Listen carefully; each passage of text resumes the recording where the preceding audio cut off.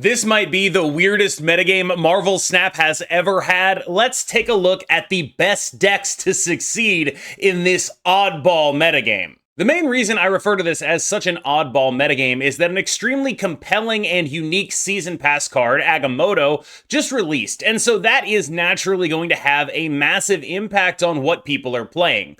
Metagame is just a word that means, basically, what the cards and decks that you can expect to see when you play the game are, so it's not always going to be a perfectly optimized one. I think a perfectly optimized metagame probably looks a little bit different. There'll be less people playing experimental Agamotto and Eson decks, and more people playing things that we are 100% sure are elite. But since you exist in the context of all in which you live and what came before you, you have to, when you queue up a game of Marvel Snap, expect that there's gonna be a lot of Agamotto decks. He has a more than 50% play rate in top 50% and top 10% infinite. He is basically going to be in most decks you can reasonably expect at this point, and whether or not that's optimal, and I strongly suspect it isn't, you're going to end up wanting to build to be an Agamotto deck that is better than or more consistent than other Agamotto decks while still maintaining game into the other things that you're going to see. In line with that, I'm starting this tier list with the Season Passler, which I do think is right now, if I had to choose, probably the best deck in the game. There are some notable issues, like the fact that you still don't have an amazing Hela matchup. Hela, of course, being the deck that traditionally preys on mid-range decks like Agamotto, and her relative lack of presence compared to what she deserves to have just purely based on win rate is a notable difference from this metagame and an optimized one. What I'm getting at is this deck is a very good deck right now, but if suddenly you're seeing half of the people you play Hela, it's not going to be nearly as good. And that's because this is a mid-range deck that is excellent into other mid-range decks. It is better at using Agamotto than most other Agamotto decks because of the inclusions of things like King Atri. It is a powerful Juggernaut deck, making it a great Iron Patriot deck, so Juggernaut can be either a lane winner late or a game winner early off of Iron Patriot. It plays a ton of the best cards in the game. It is excellent at using the payoffs from your Agamotto. Images of Icon into Gwenpool or Galacta is a dominant anti-mid-range strategy. And because of these kind of high rolls, it's not as bad into Hela as a typical mid-range deck would be, because it can go very tall when it needs to, but I wouldn't go out here and start expecting to win that matchup a lot. It's just no longer a free win for them. It's still favored. So this is a very powerful deck that has a lot of unique mid-range tools. It reminds me a lot of the Victoria Hand mid-range decks when those first broke out, except it has a bit of a higher point ceiling. It's a similar concept though. You have your basic mid-range core, and then you have your various tech cards that allow you to compete with things that can go over the top of you. These are not perfect in this metagame. Shang-Chi is quite good against other Agamotto decks though. So, I mean, let's talk about her. I still believe that Hela is a little bit overtuned. Your good draws are going to have a good shot at outpowering most stuff that most Agamotto decks are able to do. This is a deck that has massive power output, and generally the metagame lacks meaningful tech cards against it.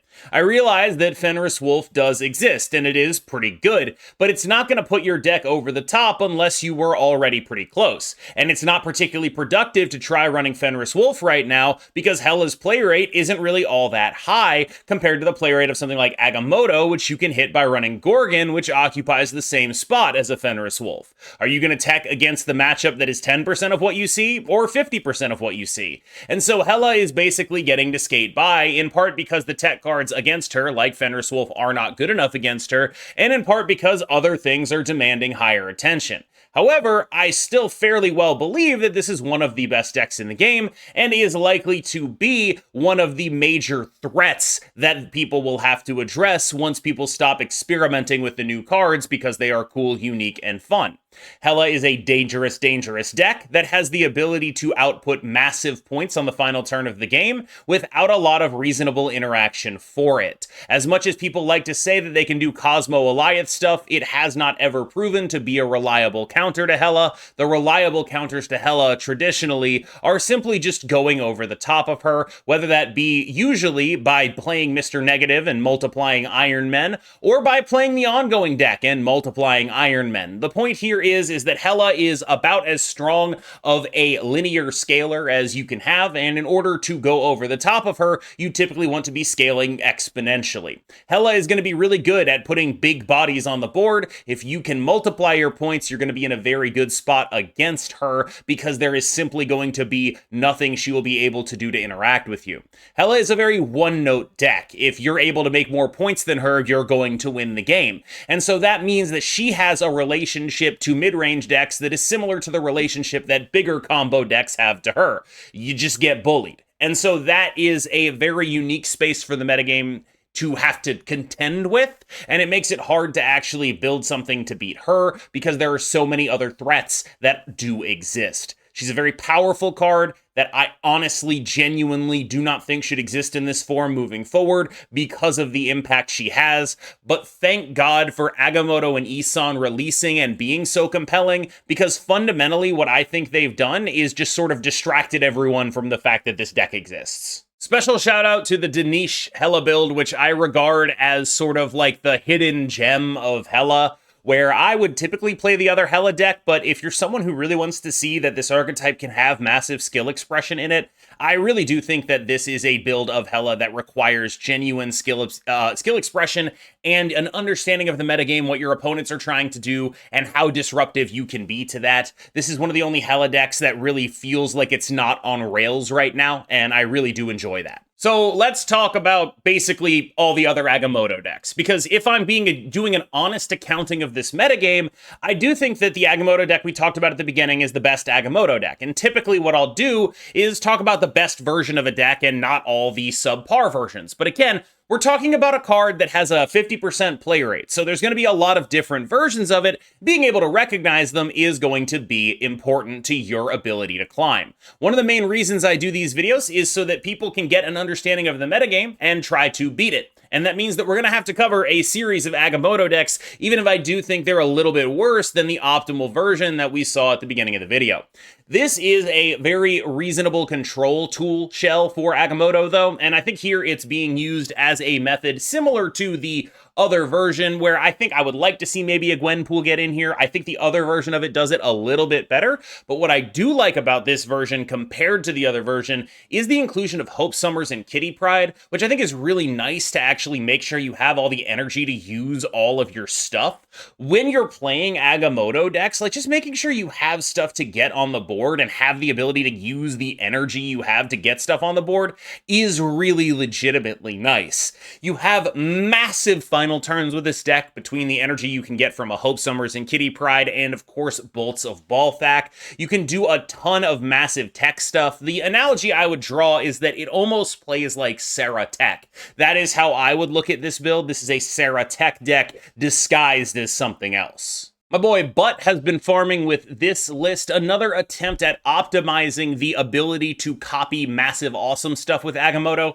Another little synergy that he caught onto here is that if you play Anti-Venom without any way to actually like get rid of the downside here, it's usually pretty good because a lot of the spells are obviously cards without power. All of them are really, but a lot of the cards in this deck are cards that we play for the text on them and not for the body. Like, okay, yeah, you're not going to be sad about a zero cost Galacta no matter what you're doing with it because it's still giving you free points, right? Like, this is the kind of deck that has a lot of real ability to do that, and it also has an additional synergy with Agamotto specifically, which is that you really need just bodies on the board to make Images of Icon make sense. And so basically any card with a decent honor reveal going to 0 and then getting on the board so that you have the card you want to copy in that third spot, so you are able to get as much value out of Images of Icon as you can, is actually pretty damn solid. Anti-Venom itself, not a bad Images target, even if you're only getting 2, sending stuff up to 7, getting another proc of Anti-Venom. It can be quite solid on that target as well. And so when we talk about 4s being the new 3s here, a lot of that is because these 4s are what you really want to be targeting with Images of Icon, and they're what you are able to reasonably build into a turn 5 Images target. This is sort of what Agamotto is telling you to do. You want to do Images on turn 5, so you want to have the highest impact 4s that you can. My instinct is that Thanos Agamotto alongside Esonishem Agamotto is slowly falling off in part because of people reacting to Agamotto with Derekhawk and Cassandra Nova, which is overall making this deck be able to perform just a little bit worse than you would otherwise expect it to be. In other words, it is now no longer outpacing the downside here, although there is some notable synergy. Again here, we really do care about having stuff on the board for having our Agamotto spells go off. There is some negative synergy as well, which is a lot of the time Thanos can actually, when they're nut drawing, get the board too full for images of Icon to actually be good. Like, there are definitely times when I'm playing Thanos and I'm like, I have 3 things here and I can't copy anything good because none of those 3 things are actually all that good. It's a weird dynamic that Thanos has in the current context with Agamotto, because Agamotto is so body hungry, like it really wants you to be able to max out that images, and Thanos provides bodies, but it also needs to be the right amount of bodies, which is why so many of the Agamotto decks that I like are able to move cards around in some fashion reliably, where this deck is much less reliably able to get to its movers, even though they are in here because of the natural inconsistencies of a Thanos deck. So let's talk about what it takes to beat Agamotto. I think that a lot of people have been messing around with Derekhawk stuff, and this is really the only list I've seen that I actually like. It comes from Derek, who was the inspiration for that first deck as well, and so I think this is a very reasonable attempt at dealing with what Agamotto does, because there's a couple of weird things with Agamotto that the metagame has reacted in ways that I'm not sure are optimal with. So, for example, number 1, I think a lot of people are playing Gorgon to try to beat Agamotto. I don't think that's actually what it accomplishes. I think it's much more a tech card against Thanos and against Esonishem, and in that role I would prefer Cassandra Nova. But here's the thing, Cassandra Nova isn't really all that good against Agamotto because she's not actually hitting the spells if they're in the deck, which means that you can sort of misread how strong she's actually going to be, because you're like, oh, they have 10 cards in the deck, but all 4 spells are in there and she's only getting 6 power. And so she's strong okay enough, in part because a lot of what people are doing with Agamotto is Thanos stuff and Esonishem stuff, but as people have sort of refined the decks, they've moved away from Thanos stuff and Esonishem stuff. He might not actually be the card that goes in Thanos stuff and Esonishem stuff anymore, which means that we have Cassandra Nova, who is a very good card against that kind of stuff, but it's not really all that amazing. The card that actually scales when your opponent is playing Agamotto is Derekhawk, because it doesn't care if they're characters in the deck or spells, it's going to be a bigger guy regardless. The problem is a lot of people have been playing, in my opinion, pretty bad Derekhawk lists. Even this one, I'm not sure it really gets to the right point. I like a lot of the things it's doing, but 2/2 drops might be a bit few to play Wiccan right now. I understand the idea, and I actually had this conversation with Derek, the guy who made the deck. We're trying to figure out exactly what it should be looking like right now. This is just what it does look like right now. And so being a good points deck with Derekhawk is a great way to beat the hell out of an Agamotto deck. This is what I mean when I'm talking about people doing stuff that's like, they think it beats Agamotto, but it doesn't. I feel like basically every time I've played against this deck with an Agamotto deck, they've been like, finally, I'm going to beat them. And then it just never happens because their final turn is always the other 5-drop. And it's like, okay, well, I just Shang-Chi the first 5-drop and the game ends, right? Like, it's a very awkwardly positioned deck. It's not even like people will point at like the anti-synergy of like Derekhawk and Ronin, and I don't even really think that's the problem. I think the problem is just like your final turn is so consistently whichever 5-drop you didn't play on 5, and then you just don't have any points in 1-drops, and it's just like, oh, okay, I mean, yeah, I guess that's fine. Like, I guess the one I played on 5 gets Shang-Chi'd and I lose, right? Like, there's just a little bit too much power in the Agamotto shells for you to feel really confident in what's happening here.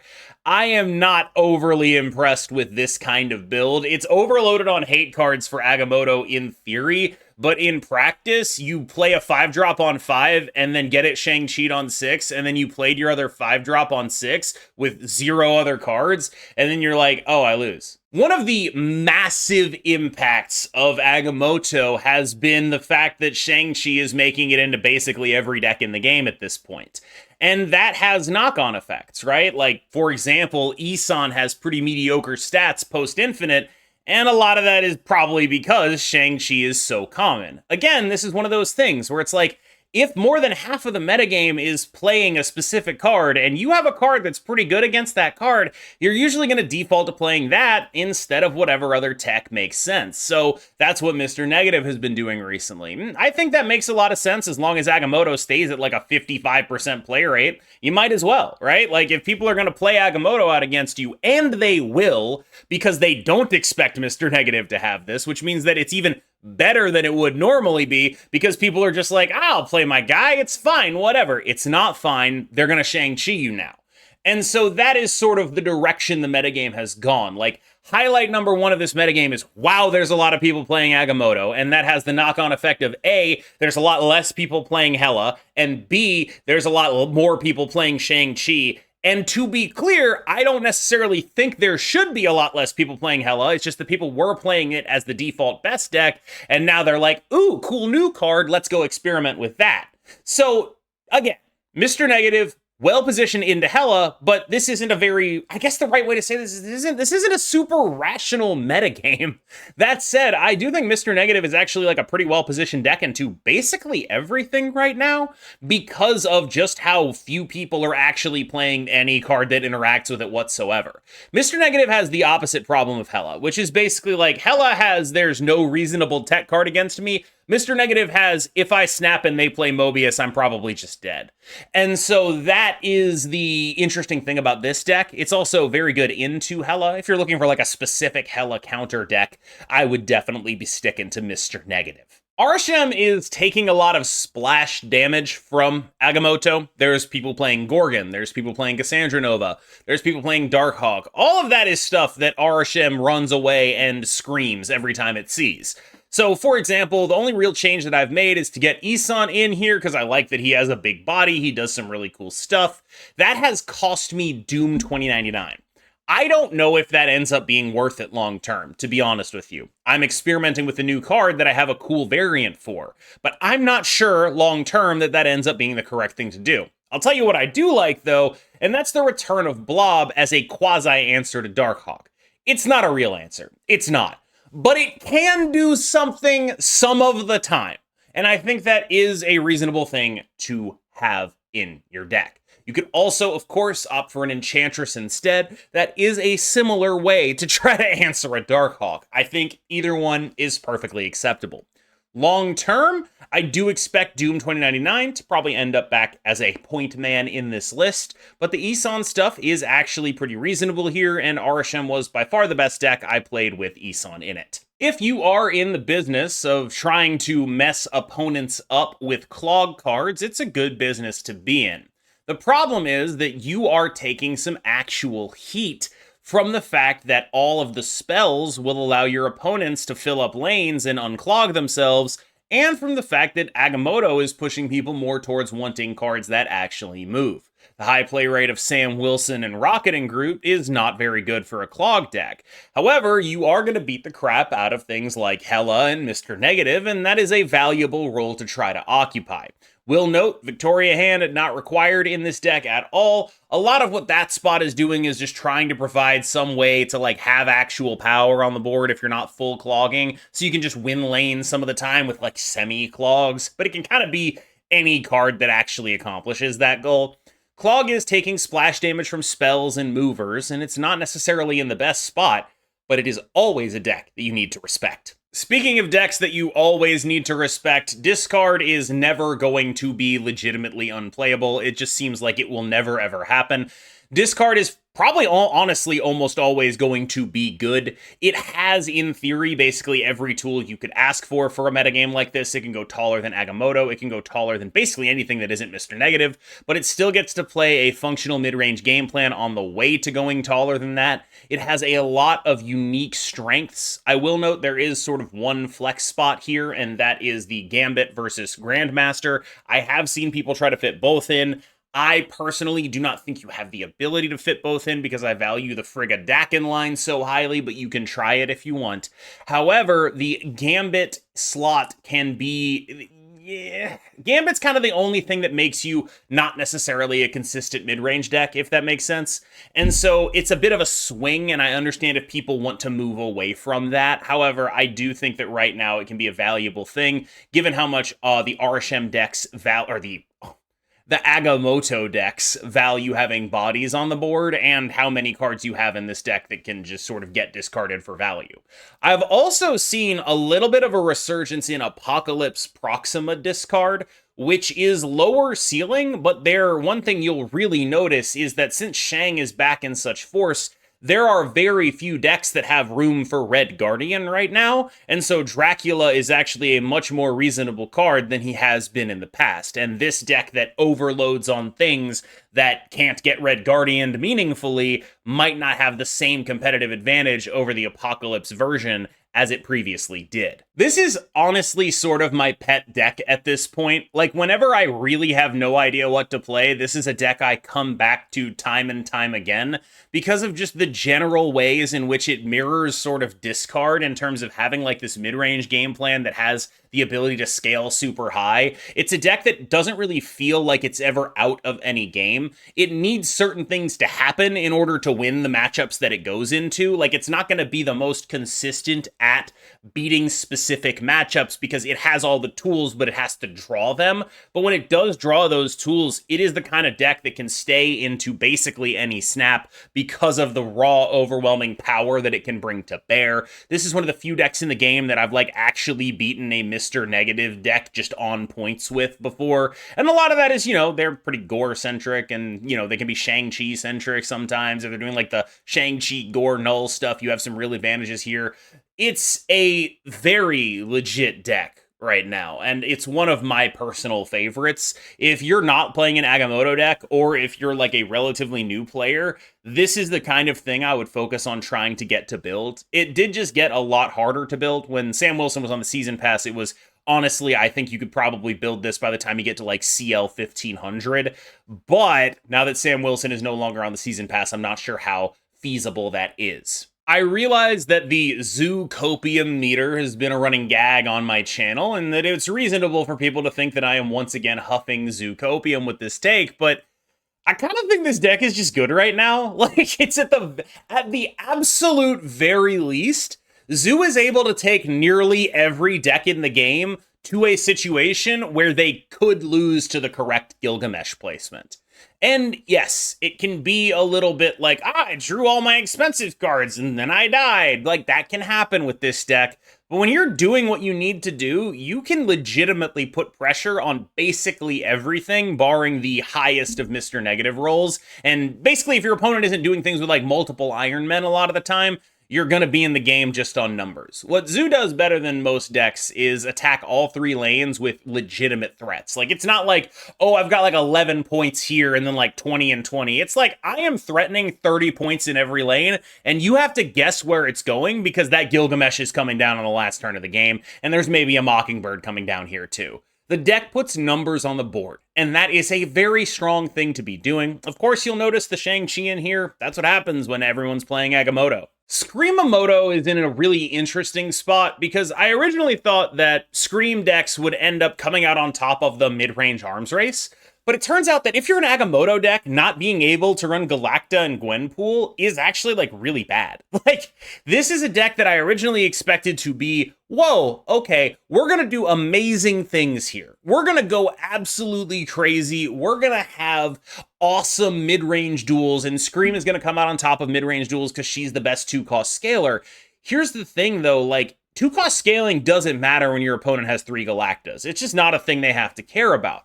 And afflicting is worse when your opponent is just images of iconing all the stuff you afflicted into Galactas and Gwenpools. And so Scream actually ends up, weirdly, to me at least, coming in after the other Agamotto decks. It's a very functional and playable deck, but in the heads up, I actually think the other decks do have your number, and that is not a good spot to be in. This is a small Screamamotto list from Game, not apostrophe, the dash has a name that I'm forgetting right now, R, and it is typical of this person's lists, a very interesting and small ball version of the Scream list that I think maybe has a little bit more Agamotto synergy built in. We have the King A tree, of course. Having bodies on the board really does matter. The other downside of Scream as an Agamotto deck is that your bodies, you care about them, right? You need throwaway bodies if you want to be a good Agamotto deck, and I think Scream's bodies are like generally too good. Like you actually are like, oh, I'm playing 3/5s and stuff. I like these.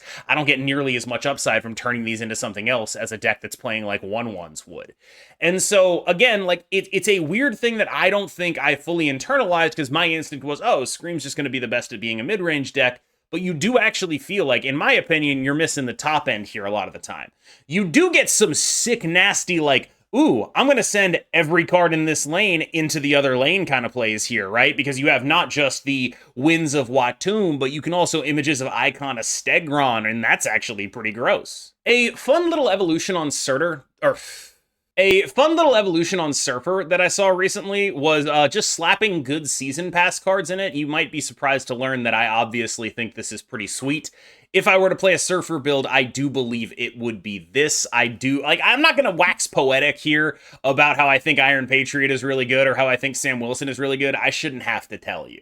Wiccan is not in a great spot. It's smaller than the Agamotto decks, and then when you play Wiccan Agamotto, you kind of have less payoff for what you're doing because Agamotto is some of your top end, and you're not as good at being a Shang-Chi deck or being a mid-range deck as the first Agamotto deck that we talked about, and you don't have as many throwaway bodies as those decks either, because you're playing Quicksilver, who is a throwaway body, but you can't play King A-Tree, you can't be like a Zabu deck.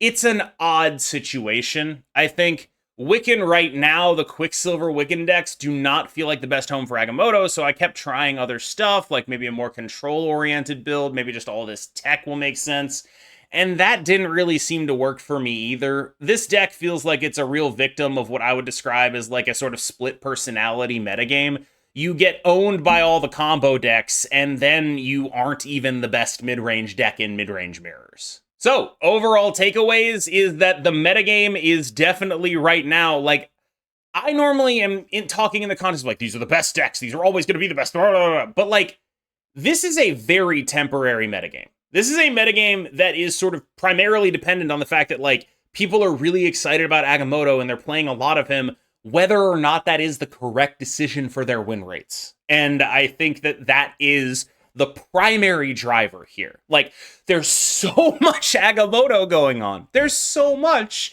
And so you have to, instead of being like, well, I think Hela's the best deck, so let's try to beat Hela, there's just not enough people playing it to make that worthwhile. It's more reliable and probably better for you to just try to beat the Agamotto decks and then just like, well, if I run into Hela, that happens, right? And that's not a particularly fun metagame, I think, to play in, because it's just like there's some of these games you just like automatically lose, but it's sort of being made up for by the fact that Agamotto is like tremendously fun. I do think that the more I go through like the list of season pass cards, it's kind of hard to convince me that he's better than Sam or Cap or Agent Venom or Surtur were when they came out. It's not overwhelmingly hard to convince me that he's about as good as Galacta was, but I think it actually, like, there's a very real chance that he's worse than, like, all 5 of those cards, basically. And so I do think that, like, while he is a really good card, I'll be honest here, I kind of think they nailed the balance on him, where he's really good, he's really exciting, he's really fun, he's probably worth getting, he's almost certainly going to be worth getting. Season passes often are, but I don't think he's broken the way people seem to think he is. I think he's pretty good, but like those cards were broken. I'm not sure he is. All right, y'all. Thank you so much for watching. As always, I have been KMBest. You have been phenomenal, and I will see you in the next one.